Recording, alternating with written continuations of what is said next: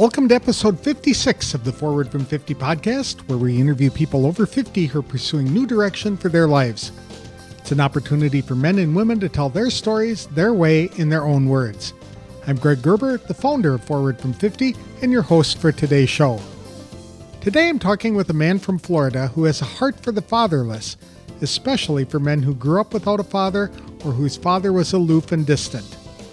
Michael Fineman grew up with a father who was present in his life, but disapproved of most of the things he wanted to do.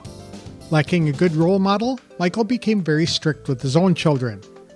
After losing his kids briefly during a divorce proceeding, Michael realized how much he truly enjoyed being a dad, and he worked to change himself into the father he wished he had when he was growing up. In talking with men who were in their 50s and 60s, Michael realized how much they struggled in life without having a father to guide them and to teach them. They also miss out on one of the key gifts a father bestows on his children, which is a sense of identity and belonging. Michael has talked with men in their 70s who admit to never having heard from their fathers that they were loved, valued, or appreciated. To overcome that sense of rejection, fatherless people often spend their entire lifetime seeking approval from others. Now that Michael is in his 50s, he has developed a passion to not only help fathers become better dads, but to shepherd fatherless men to become the men they need to be. Today he leads a community of men who want to be devoted dads. To tell us his story and how he's working to improve the lives of fatherless men, please welcome Michael Fineman, the founder of the Dad Link, to the show. Thanks for joining me today, Michael. I really appreciate the time. What prompted you to jump into starting the Dad Link, and what's it all about? Hey, thanks for asking, Greg, and it's great to be with you. Thank you. Dad Link was created because I have a heart for the fatherless. And I would often meet with young people and talk to them about their heavenly father when they had a bad filter from their earthly father of him. And I would spend time with them. And then I started to realize the more people I talked to about being a father and being fatherless, I met men who were fatherless, who were 50, 60 years old, still walking in that, still carrying, still struggling. And I realized in prayer that it wasn't just the fatherless that I was passionate about. It was the fathers that were not being fathers. And I can help the young people all the time. But if they still were in touch with their father who is not doing his role, the damage occurred again and again. And in prayer, the Lord showed me who is the one that instills identity in youth, because that seems to be the problem. And I said, it's you. And he said, yeah, but who on earth does that? And he said, it's the father. And I'm journaling all this. And I said, but I have a real heart for these kids. And he said, but you're stepping on these fathers' toes when you could help them become the fathers they need to be. And then they will instill the identity in their kids. And it's never too late. Kids that didn't hear, I'm proud of you, or didn't get approval from their father at 50, 60, 70 years old are still seeking it. Exactly. Yes. I know that some people have the regret that they never heard those kinds of comments from their father. And now he's gone. I lost my dad at 19, so I never had that. Folks were divorced when I was 8, and then my dad died when I was 19. So you're right. People carry that scar with them throughout the entire life. It's like a sense of abandonment. And that it is. It's rejection. It's a form of rejection. And I looked all the way back, Greg, and I was trying to figure out what happened to dads, because they were farmers and their boys grew up next to them farming. Only 100 years ago, this was very common. So what happened? And what happened was the Great Depression. And during the Great Depression, these fathers could not take care of their families. Now, they were taught by their fathers, who were farmers, mostly, to be breadwinners. And they were taught that it was their role to supply the needs of their family, but they couldn't. And so they would often leave the house looking for work that they knew wasn't there, because sitting at home facing their family as a failure in their minds was not acceptable. So they would rather go out and sit amongst other men and at least be hopeful that maybe they'll pick up a little bit of work to get some bread for their family. But they didn't have the ability to connect with their kids because they could barely face themselves or their wives.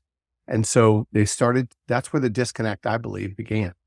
And the disconnect happened because they felt like they were failing their kids. So they became simply the person who disciplined and provided, and all the other things were left behind.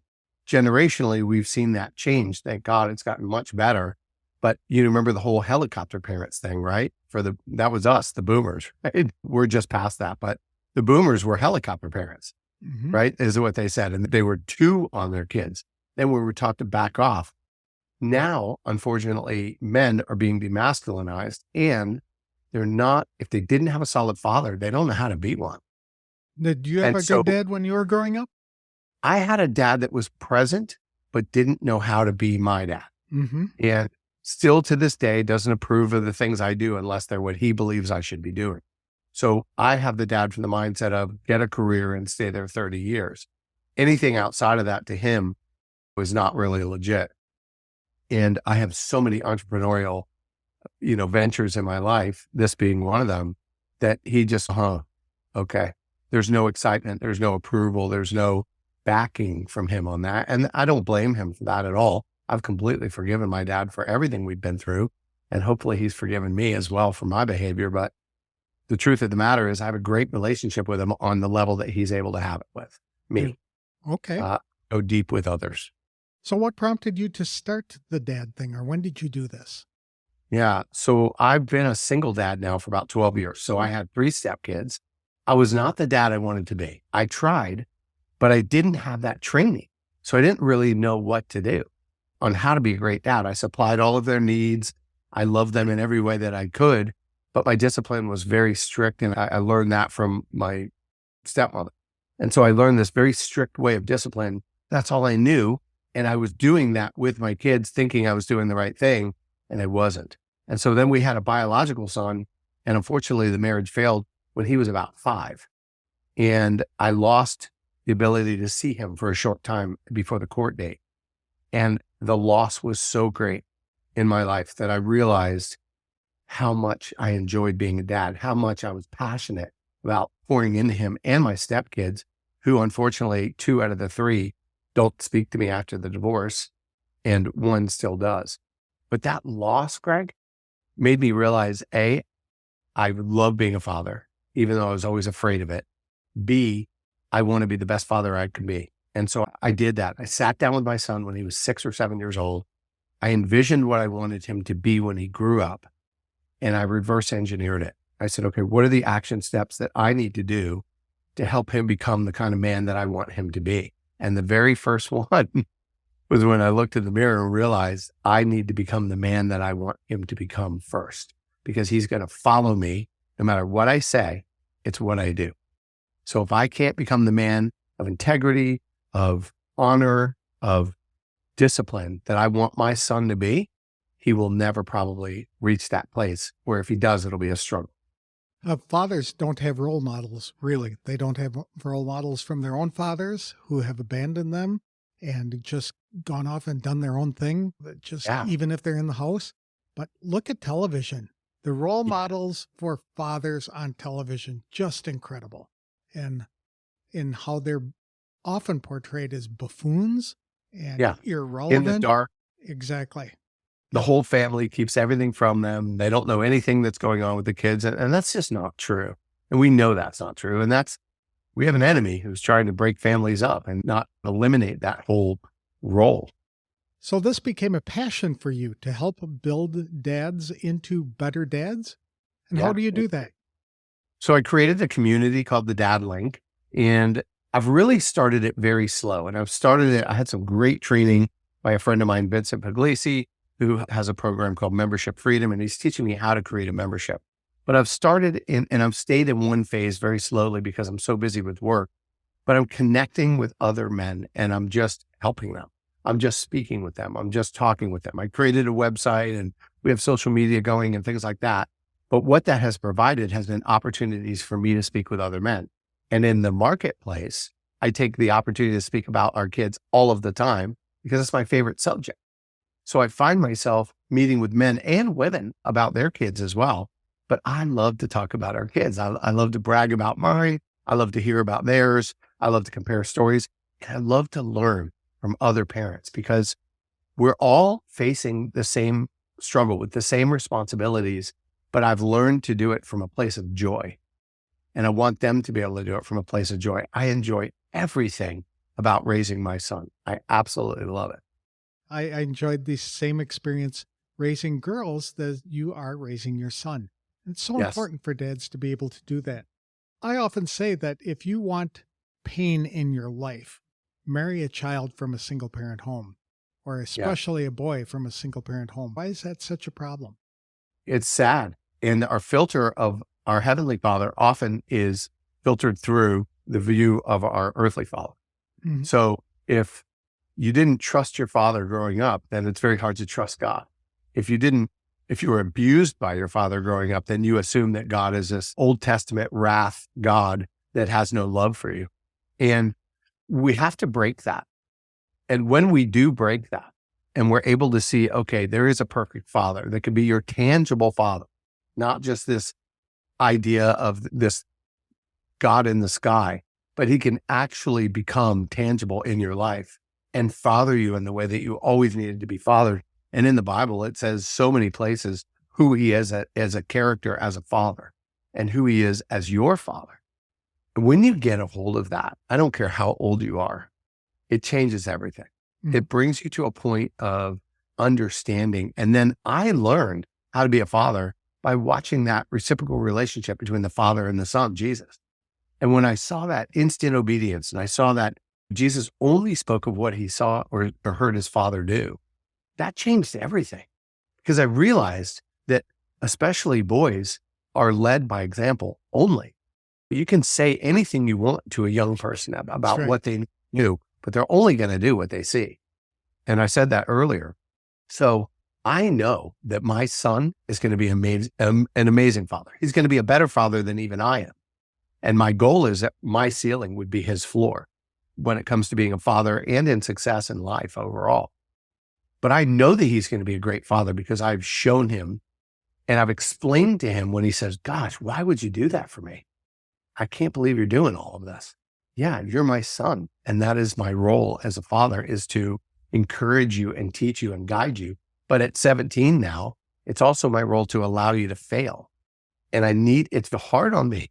I had to start that very young.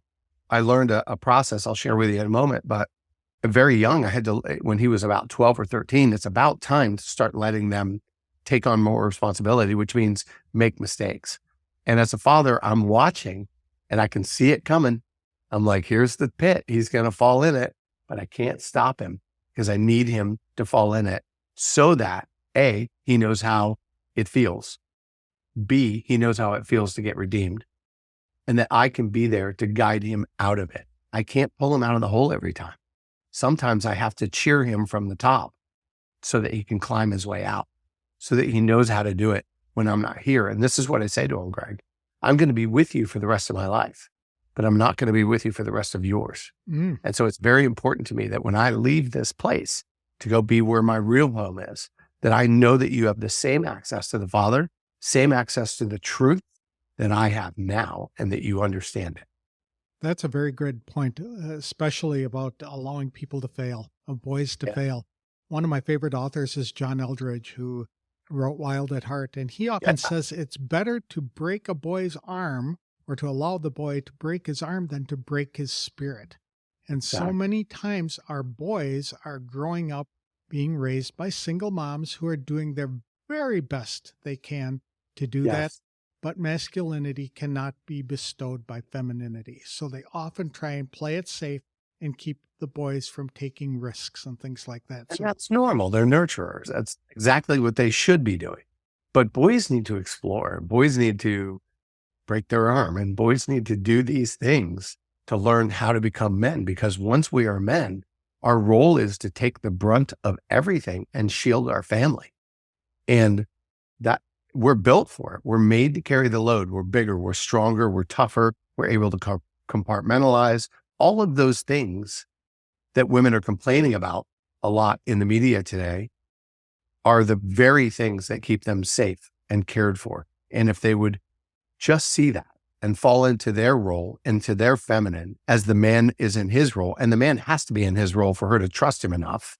And the reason we have all these single moms that are so masculine and trying to do the job of a man is because the man was not doing it. They didn't trust him. They didn't feel safe, and they had to do it themselves, and they've been forced into it. And you want to talk about how hard it is married. I've been dating single moms. It is so hard to get them to come into their feminine because they've had to be the provider, the protector, all of these things that they were never built to be. And it's hard for them to break out. So it takes a real man to come in and change that mindset where they can just breathe and be themselves and be the nurturer. And that's why it takes two. That's why it's so important. That's a great point as well. Now, you said that you were doing this on the side. What did you do for work? I still have a corporate role that I hold, and I have an entrepreneurial venture in speaking and teaching and things of that nature, as well as some other little things that I do. But the dad link is something I didn't really have a choice. This is something I've been passionate about, but the passion was so strong and so powerful. I had no choice but to move into it. And I've been tiptoeing around it since 2017. Now I've really gone at it, and I will build a community of men that can come together, that will have a safe place where they can meet, where they can talk, where they can share with one another, that will build this into something actually very powerful. That's great. How old is it? Really, we started this year. So Okay. I've been building it since 2017, but it's formed this year. And women have all kinds of groups where they meet. Women talk and they pour Precisely. into each other, and they can complain to one another and help one another. But men don't often have that space because we're not always able to be vulnerable in front of women. In fact, sometimes we have to be careful about how much we show our families, and we can show our wives. Hopefully we have that kind of wife that understands that we can show that. But if we show that weakness or vulnerability to our family, they start to get worried and they don't feel safe and they don't feel protected. And so a lot of men just hold it in and just stay tough, and big boys don't cry, and they stay on that place. And inside they're miserable and they're suffering. And this is why the suicide rate has gone up so immensely in men, in married men, in pastors, in businessmen, successful people that just are holding it all in. So trying to create a space, and I hate the word safe space because I just don't like the way that is termed, but Exactly. I want to create a space for men to be able to be men, to be in their masculine, to be strong, but to share their struggles with another man who maybe is older, who maybe has already been through that can mentor them through it, or with someone younger that can understand what they're going through, and maybe they can mentor that younger man. And so that's the whole concept of this community. That's a good point. Do you require any special skills or having to come up with new equipment, things like that, to pursue this venture? Yeah, I was in production for a little bit with a team. And so I learned how to do a few things with my studio here at home, and building a podcast studio. I have some men who really believe in what I'm doing that are actually building me a studio, which is incredible. And they're great brothers and in Christ. And I just love these guys, and I've served alongside of them, and I'm very excited about that. And that'll happen later this year, hopefully. But I had to hone speaking. I had to learn how to be a great speaker. I had the great honor of spending time with Les Brown, and started a company with him, and did some online training programs with him where I trained others with him as side by side, and learned by being around him for a long time a lot about speaking. In addition to creating training programs where I was the one filming and he was the one talking and I was guiding, and I learned so much. He, in my mind, is the GOAT of speaking. I don't think there's anyone that's ever been a better orator on this planet other than Jesus in the last 50 years than Les. And of course, we've had some of the greats, Paul Harvey, Zig Ziglar, Jim Rohn, Dr. Wayne Dyer, and he was friends with all of them. In fact, he also was voted one of the top 5 Golden Gavel Award winners with a few of those men I mentioned, and they've all gone now to be with their father. And he has said, I guess I'm the best, because I'm the last one standing. And I think that's great. But I've watched a lot of speakers. I've watched Tony Robbins. I've watched so many people that are great orators to learn how to communicate very clearly. John Maxwell was very instrumental in my life in teaching me how to communicate and connect effectively with people, rather than just talk to them or talk at them. You had mentioned mentoring, and that is something that any guy over 50 can do effectively. That's right. By pouring into younger people their life skills, the lessons that they learned, the things that they're passionate about. But so many guys are afraid to do that because they just fear what society says when men want to spend time with younger people. Yeah. How do you counter that? I told you before, we talked about this. I did a series called Time is on Your Side, and I was speaking at assisted living places. When I was learning to speak, I would do any event I could get my hands on to learn how to speak and to get practice and time on my feet. And I did a series called Time is on Your Side. And I talked about some of the great business people in life and the great inventors and people that have just done big, great things at late in life, at older ages, maybe third career. In order for the ceiling of our youth to be, or your ceiling to be their floor, the floor of our youth, you have to share what you have. So many people, Dr. Miles Monroe was a fantastic orator and pastor. One of the things that he said was, the most wealthy place on the planet is the graveyard. Because in the graveyard, there are stories that were never published. There are plays that were never written. Mm-hmm. There are speakers that never spoke and poets that never spoke. Don't let that be you. When you leave this place, you have generational knowledge that if you don't share, it will get lost. It'll be gone forever, like grandma's recipes. These are things that have to be passed on. And today's youth, you can see it. If you're over 50, they need it so badly. They have lost manners, chivalry, skill sets in conversation. They'd rather text you from across the room because they don't even know how to communicate. Fundamentals and old school ways will never fail. We know that. They don't know that.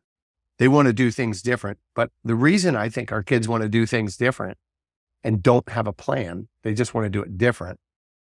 And that's not all of them, but that's a good majority, is because we failed as parents and we told them what to do, but we didn't show them. And all they know is they don't want to do it that way. They want to do it a new way. And so they're coming up with all kinds of great ideas, but a lot of them aren't. A lot of them are just doing it 180 degrees and failing miserably because they have no guidelines. And if you hold that information in and take it to your grave, they will never get the information you need.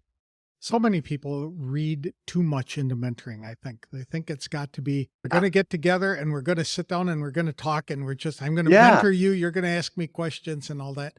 But it's not that. It comes through relationship and casual things. It's so much mentoring can take place on a boat when you're fishing with somebody. Yeah, on an airplane. Sitting next to somebody younger than you. Mm-hmm. Walking in the woods, just whatever it is.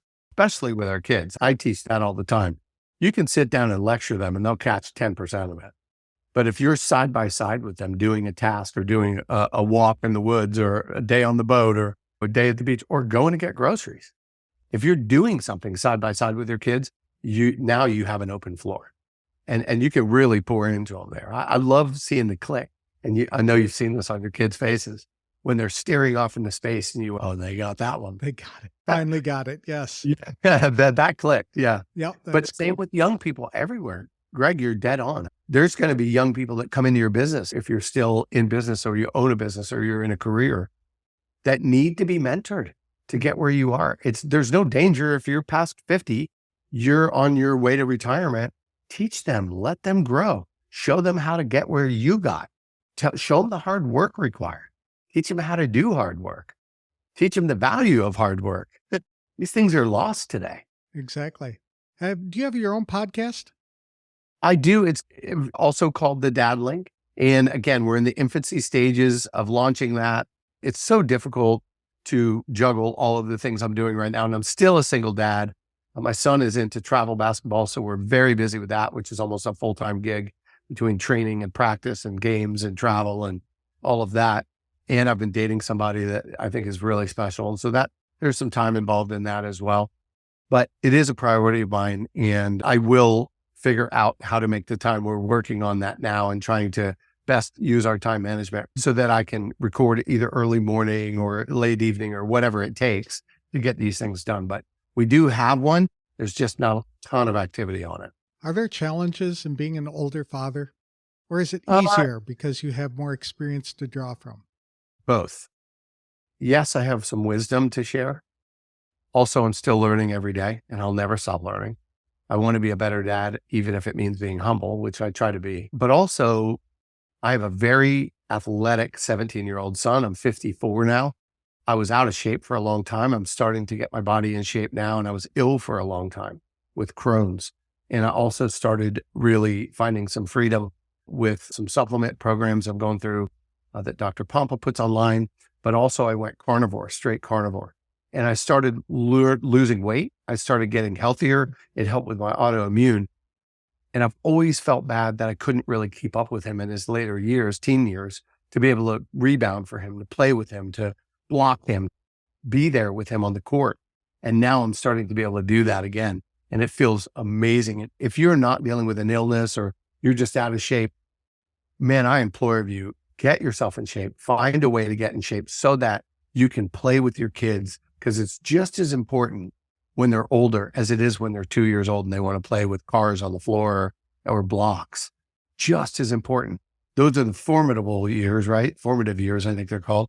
But these years right here, this is where you really get the time to pour into your kids. This is the end stretch when they're about to go out and be on their own. And now I can start talking to him about big, important thoughts other than the little things. Now we can start giving him a global picture of the world and help him understand what he's seeing, how the world works, be an open source for communication anytime he has a question. My son knows he can wake me up if he needs me. That's cool. Do you mentor to your son's friends as well? And sometimes I do, yeah. Yeah. It's interesting how that works because he's on a basketball team most of the time. And so sometimes I get the opportunity, but most of the time what I do with the young kids around him is I just encourage them and I applaud them and I give them approval and I give them a high five. And if they had a bad game, I still do that. Hey, you did great. Don't look at the things you messed up on. You had a great game. That layup was amazing. Whatever it is, to help encourage them and to help them just have that confidence inside. It doesn't take much. No. It's amazing when you look at the people who impacted my life, or when I look at the people who impacted my life the most, what's the things that they said at just the right time that really made all the difference. So powerful. A lot of these guys don't have dads that do what I do with my son. So maybe I'm the only father figure in their life that's going to speak life into them. And I usually know who they are because they come up to me after the game to say how well my son did or something.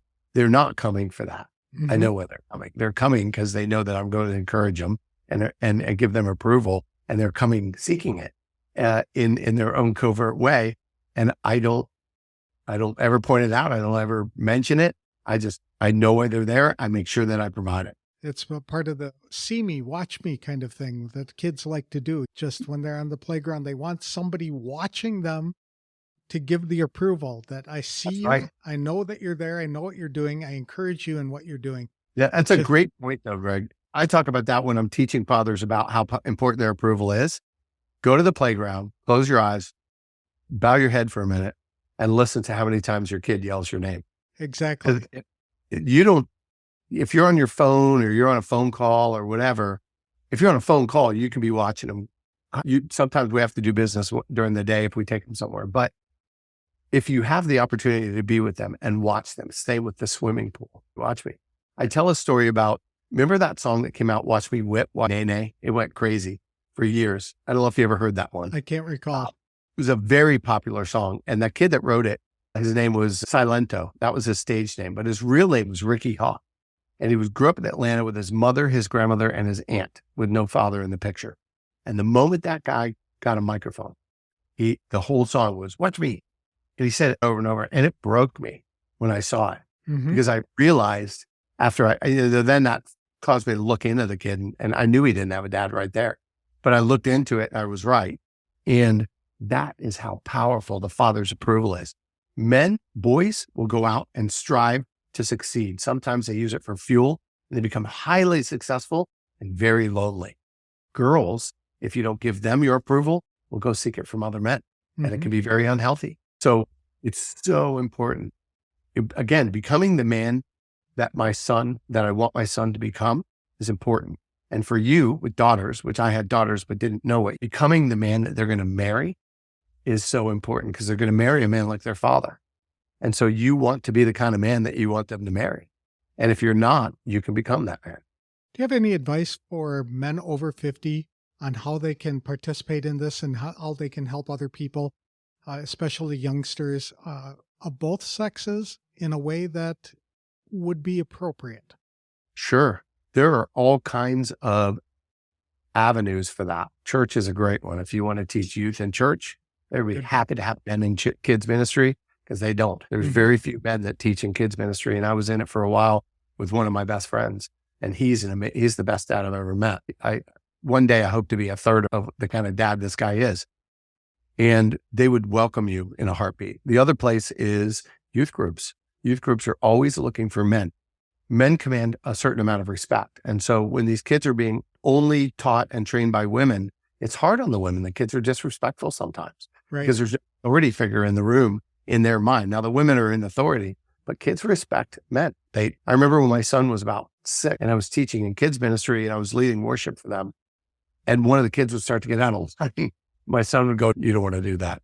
That's my dad. He doesn't play that." And he knew. Now I was not mean, but I was, hey, if we're on focus, we're on focus.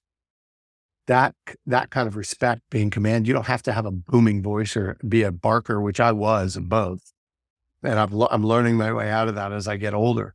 But you're able to pour into them in a way that women just aren't, boys and girls. Because again, as soon as you walk into the room, for lack of a better term, you're the alpha if you're the only man in the room. If you notice when a dog comes into a house, it doesn't matter whose dog it is, eventually they're going to go towards the man because they know instinctively he's the alpha. That's a very good point. There's a great story in nature. I don't know if you've ever heard of it, about the elephant preserve in Africa. Yes. I've told it. You've told it, yes. I have many times. Remind my audience what that is. Oh, I love this story. I didn't even know you knew that. That's interesting. So there was a preserve in Africa and it was very successful, but it got very big. And so they needed to move some of these animals to another area because they were going to create another preserve. So they did that. And they brought basically 2 or 3 or a pack of lion, a pride of lion, whatever, group of zebra. They would bring all these different animals over. When it was time to bring the elephants over, the slings that they had weren't strong enough to carry the full grown elephants. So they brought younger elephants. They brought juveniles. They brought girls, females, and males over to this preserve. In a short period of time, the male elephants, as they were starting to mature, started killing the white rhinoceroses. In fact, they were hunting them down and goring them and tearing up their living areas and all of these things. And elephants don't do that. And they were behaving in a way that confounded the people. They're like, we don't even know what's going on. So they went to some of the elders, that had built the community on the other preserve. And they asked them, and one of the older guys started laughing. And he said, "Okay, I'd love to observe this." He came over and he watched it. And then they realized what they needed to do. So they built stronger slings that the helicopters could bring the elderly elephants, the male bulls, the big ones over. And they brought 3 or 4 bull elephants to this new area. And those elephants started correcting the juveniles. When they would act that way, they would stop them. They would yell at them. They would push them out of the way. They would knock them down. They would do whatever they had to do. They would discipline them. And they taught the young juvenile male elephants how to be elephants because they didn't know. And when all of that was done, they were able to then lift those bull elephants back to where they came from. And that behavior never happened again because those male elephants became the bull elephants and knew by example how to be men, how to be bull elephants. It's an amazing story. Oh, I love that story. And I've shared that many times. I share that with young people and they are amazed by that because that is one of those ones that goes click and they get it. I've never anyone else who had heard that before. I'm so impressed that you know that. A lot of people in their 50s know skills that just aren't taught anymore. We grew up with shop classes, automotive classes, things like that, how to fix things, be handymen. And that's right. Many of the kids today don't get it. So it's just mentoring these folks is just as easy as inviting them in as you're doing a project around your house.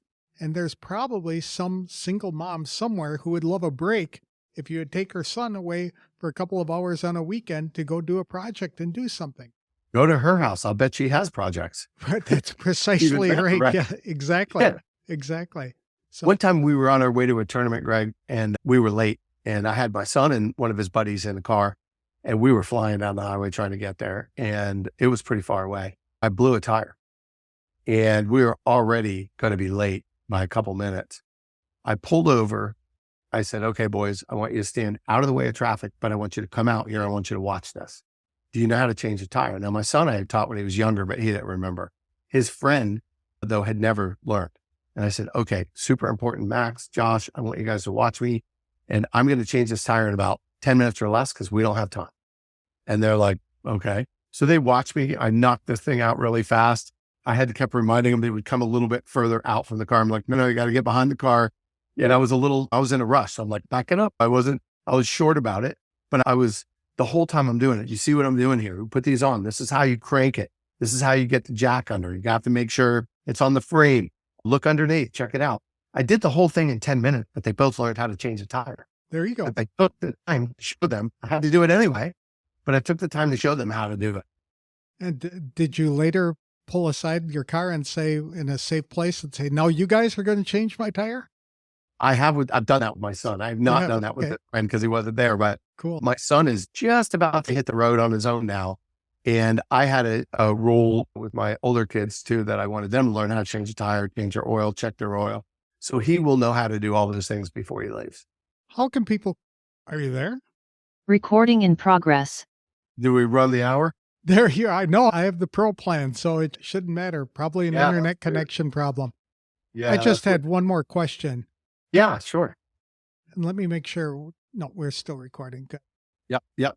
How can people connect with you if they'd like to follow you or to get advice from you? Yeah, that's great. Thank you. They can come on Facebook at The Dad Link. We have a page. You can also check us out on Instagram at The Dad Link. And then we have a website, which is thedadlink.com. There is another dad link called thedadlink.org. That is not us. That's a nonprofit. So thedadlink.com, you can reach us, or you can email me at michael@thedadlink.com, and I'll be happy to answer your questions. That's great. Thank you very much for sharing your story with me today, Michael. I appreciate it. There's definitely a need for male mentors in our society today. And those of us over 50 almost have an obligation to share our passion, our skills, our wisdom accumulated over years, decades even, of hard knocks and things like that with younger people. So I applaud you for encouraging us to do that. Thank you. Yeah. And I appreciate your help with the dads of daughters, because we spoke earlier and you've been very helpful with that as well. So thank you. My parents were divorced when I was 8, and I saw my father about 6 times a year before he died when I was 19. Michael Fineman, the founder of the Dad Link, is absolutely correct that the sting of childhood abandonment can impact men their entire lives. Michael traces the downfall of fatherhood to the Great Depression, when men could not take care of their families. So they left the farm where they were dominant role models and found work in factories and later offices. As a result, many fathers were away from their families most of the day. Their role devolved into simply being the family's breadwinner and the disciplinarian of children. How many kids grew up hearing the words, "Just wait until your father comes home"? Because so many kids grow up without good relationships with their earthly fathers, Michael said it's often difficult for them to imagine their heavenly father as being good and loving. If kids couldn't trust their fathers, it's hard for them to trust God. If kids were abused by their fathers, they often assume God has no love for them as well. The Dad Link seeks to break that cycle by educating men about the mutually loving relationship God had with his own son, Jesus. It also works to instill biblical principles to guide fathers into how to best raise their own children.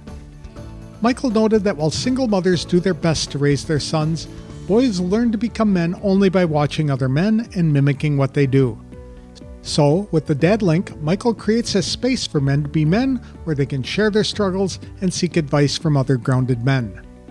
He encourages other men over 50 to join him in mentoring boys, teens, and especially young fathers. To connect with Michael, visit www.thedadlink.com, email him at michael@thedadlink.com, or connect with him on Facebook. That's all I have for this week's show.